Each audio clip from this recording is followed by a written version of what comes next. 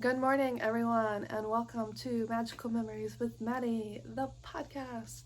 Today's episode is going to discuss another fun land in theme parks, and today we're going to be talking about Avengers Campus.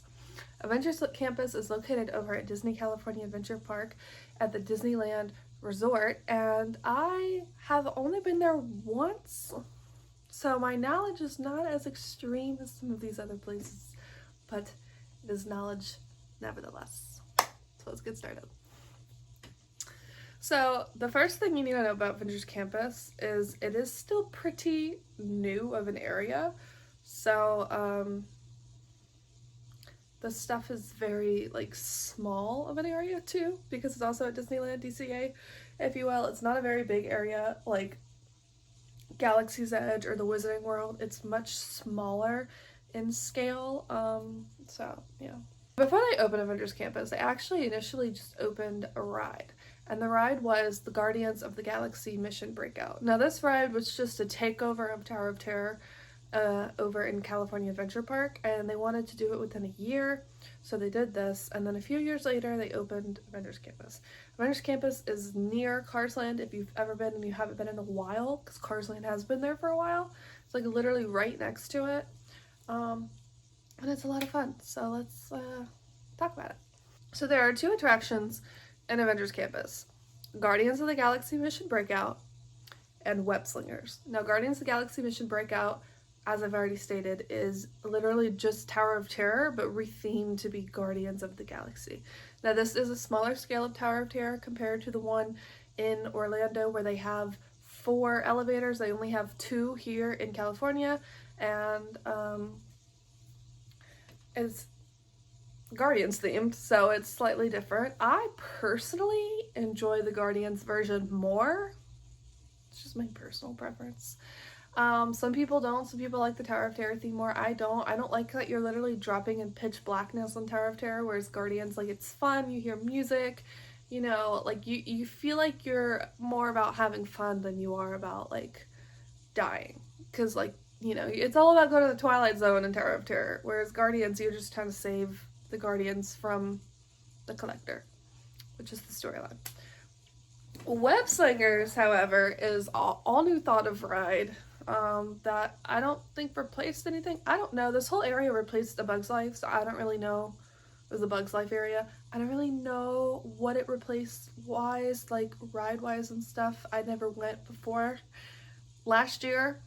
So if you guys know, you can let me know. Let me know. I'd love to know the history of this. I just know I think it was a Bug's Life area that it replaced. But Web Slingers, so similar to Toy Story Mania or Buzz Lightyear, where you shoot things, you are shooting things, but instead, you're just doing it with your hands. So you do your hands like this and you shoot. If you're watching the video, you can see me. If you're not watching, I'm doing the Spider-Man hand thing that he does in the Spider-Man movie, and I'm shooting at things.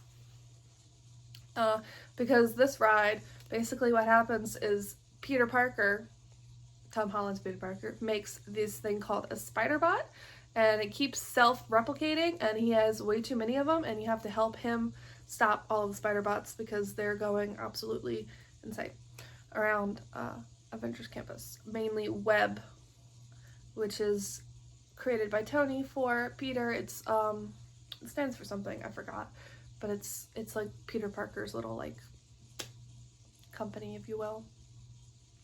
This is kind of a cute ride. You can actually buy a spider bot. I even saw them on the Shop Disney store, as well as the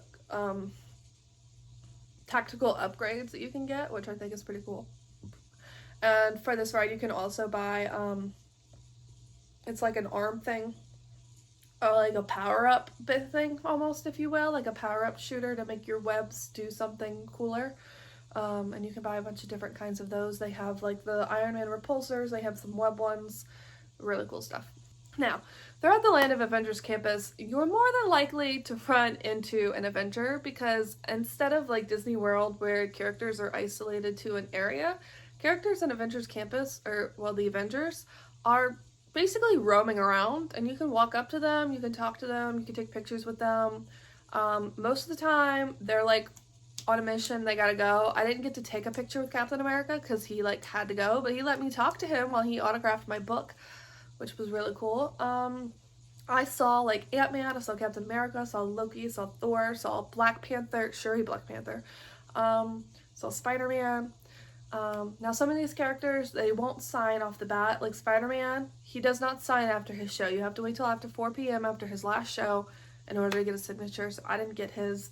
But you can meet these other Avengers all throughout the day. They're out from 9 a.m., 9 p.m., whatever throughout the day. The only one that doesn't sign is Iron Man because Tony doesn't like to be handed things. That's literally the best reasoning I've ever heard for why a character can't sign something. Like, genius. Like, they literally worked into the Marvel aspect of the character, and like, why wouldn't Iron Man want a signature? Oh, because he doesn't like being handed things. Like, literally the most genius description I've ever heard. Now, within all the characters, you can also see shows, so sometimes you won't be able to meet the characters that are in the shows until after the shows are over. Like the Spider-Man, they have a show with Black Panther and Black Widow. You probably can't meet those two until after their shows are done for the day. You can see the Dora Milaje throughout the day, the Warriors of Wakanda show. I don't think you can ever meet them. Doctor Strange meets before his show because he has all the way until nighttime shows, and I don't think he comes out again after that. But I don't know, because his nighttime show is pretty late. I would assume that that's the case. Which I really wanted to see his show at nighttime, but the line was way too long. Now, like I said, there are shows. There's the Warriors of Wakanda show. It's called Avengers Assemble with Black Widow and Black Panther, and basically the Taskmaster comes and gets something and they have to get it back from the Taskmaster, but instead of it just being Black Widow like her solo movie, they throw other like Black Panther in, and he helps her out because it's vibranium that they stole, and so it's from Black Panther, so I guess that's why they added him in there. I just like that's cool the way they're teaming up. The Avengers Campus is set like in its own almost universe because everyone's still alive. Like, none of the Avengers are like dead like they would be in the present day of the MCU, where like we don't have Iron Man anymore, we don't have Steve as Captain America anymore, etc. So the shows are pretty fun though. And then they have the Doctor Strange show, which is like the mystic arts thing, which is really cool. Oh, and they have the Guardians of the Galaxy dance off, which is right outside of their ride, and it's super fun. I didn't get to see that show or Doctor Strange's show, but I saw the other two shows and they were pretty cool. Spider-Man, he just kind of swings on by. Oh, and Spider-Man show. And this is like the infamous swing that you'll probably see all over TikTok where he like flips over, which is an animatronic. If you don't know, that's not a real person. They would never do that with a real person, but the fact that they made an animatronic that can literally like flip over buildings is pretty cool. So his show is really short and cute, and he does it right over the Web Slingers ride area. So that's the thing about the Avengers Campus area. It's small, but it's big at the same time because it doesn't take up a ton of space, but like you kind of have to go into these nook and cranny little alleyways to see the entire land. It doesn't have very many gift shops. In fact, it has just like a little Avengers Campus like pod set up outside. It has the Web Slinger store and of course the Guardians of the Galaxy store, which is at the exit of that ride. The Web Slinger store, it's called Web Supplies. That one's at the exit of Web Slingers. And then they have the Avengers Campus Superstore outside of Avengers Campus that has more merchandise if you want more merchandise. But most of the stuff is available in the land, most of it. I do believe I've seen that the Avengers building where the Quinjet sits on top of in the land is becoming a store as well. So that's really exciting. I'm not sure about that, so don't quote me on that. But that would be really cool if that happens, because I feel like they could use more stores, because there's a lot of Avengers, a lot of merchandise. A character meet area would be cool, like for Iron Man to not be like by a wall outside, maybe. I don't know. Maybe a Thanos meet and greet. I'm just kidding. I don't think they would bring out the animals. But another cool thing about this area is because Disneyland and Disney California Adventure are more up to date with staying up to date with their new stuff. Anytime there's a new show, you usually get to meet a character from the show for a limited time. Like they had the Scarlet Witch come out for Multiverse of Madness, Nick Fury came out around Secret Invasion, Shang-Chi came out for Shang-Chi. Like all these movies when they come out, after the land being opened, they get some time as a limited time character that you get to see. Whereas the other ones are there like all the time. So like, for example, we just got the Echo show. Probably soon we'll get an Echo meet and greet, which will be really cool because all about the ASL, because that is a wonderful character for that community. I am going to talk about that show on Monday on my other podcast, Pop Culture, with Maddie Ladner, if you want to go check that out. I'll link the podcast in the description here on Spotify.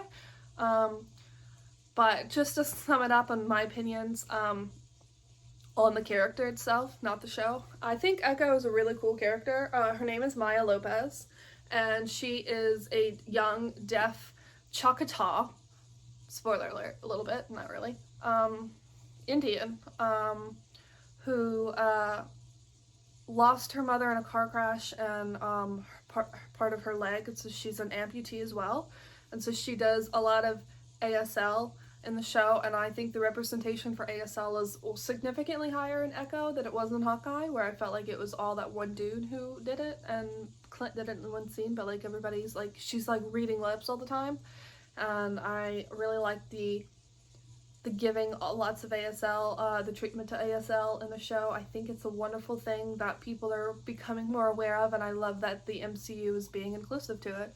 And that they have characters like Maya Lopez, and I hope that we keep getting more great characters of different variety of backgrounds in the MCU.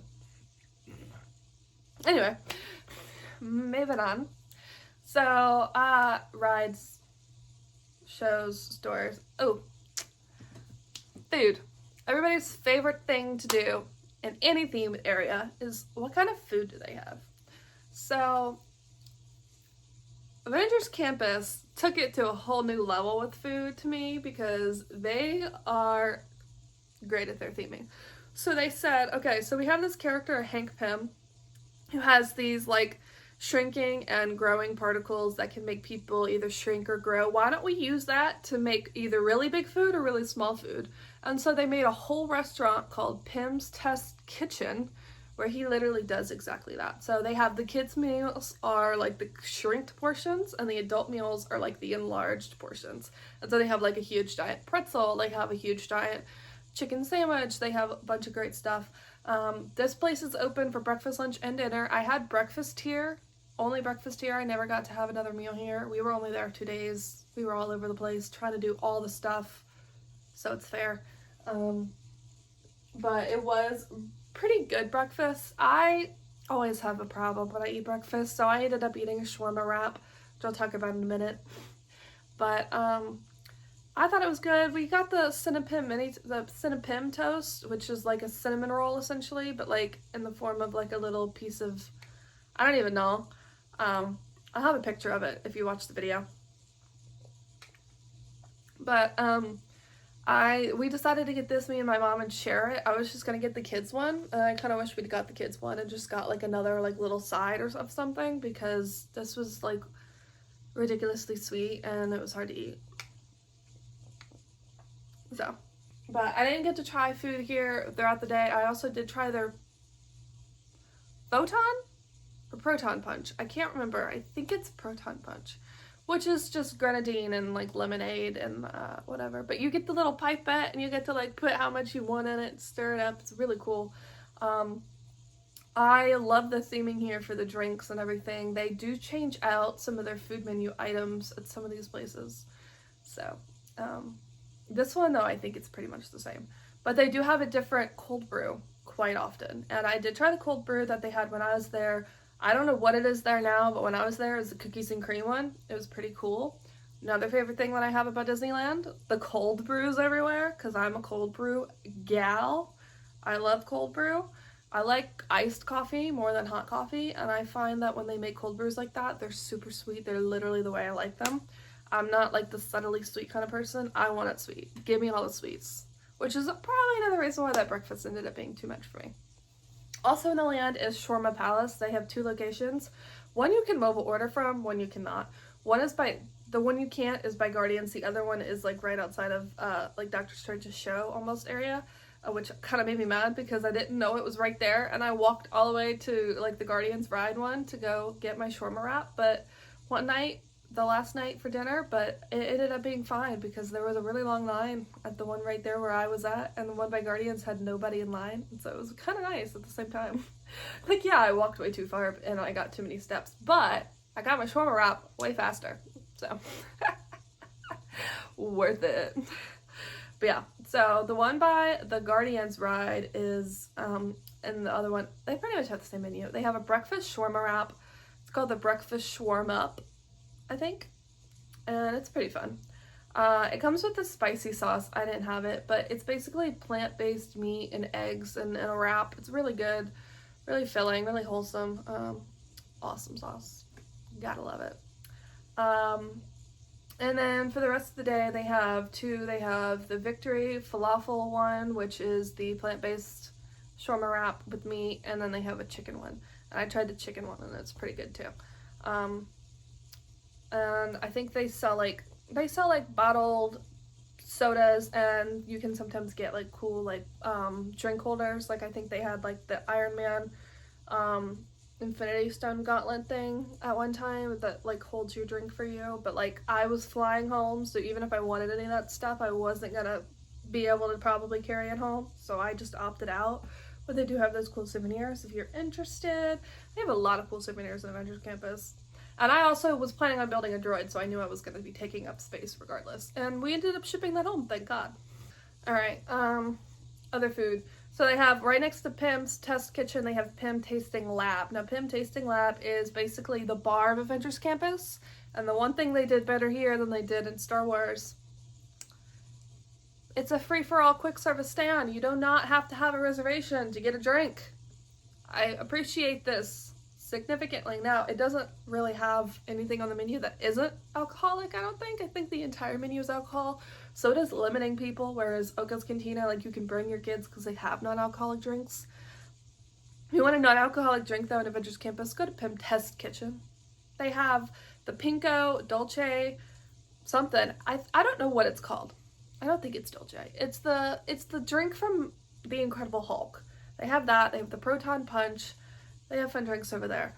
You want an alcoholic drink, you don't have kids, Pim Test Kitchen. No, Pim Tasting Lab. Pim Tasting Lab, Pim Test Kitchen. So similar name, I screwed up. Now, I think they changed up the menu every so often here, because I remember when we went, it was around Guardians 3 being out, so they kind of had menu options related to that. So, like, they had the Zarg Nuts, and they had this espresso martini kind of thing called R&D Martini. Fun.